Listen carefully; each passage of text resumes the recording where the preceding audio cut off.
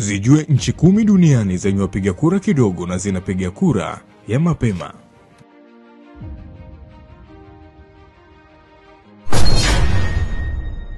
New Zealand.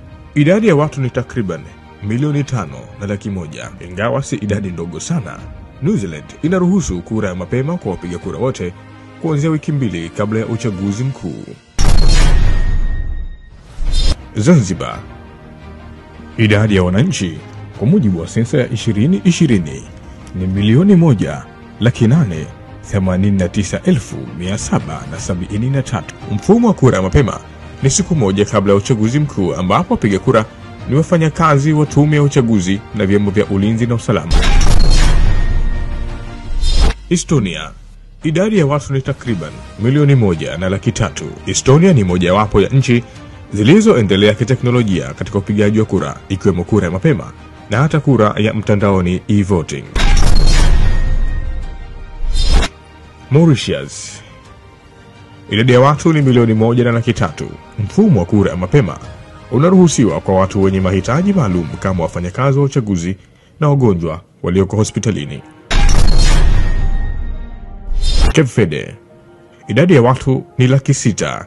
Mfumo wa kura mapema unapatikana kwa raia walioko nje ya nchi au wale ambao hawawezi kupiga kura siku ya uchaguzi mkuu.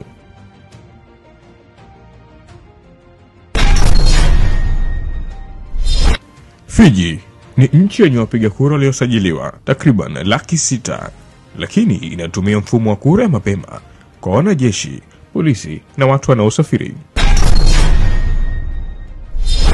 Malta. Idadi ya wapiga kura ni 520,000. Malta inaruhusu kura ya mapema kwa wale ambao hawawezi kupiga kura siku rasmi ya uchaguzi kama vile wanajeshi, wafanyakazi wa tume ya uchaguzi na wagonjwa walioko hospitalini.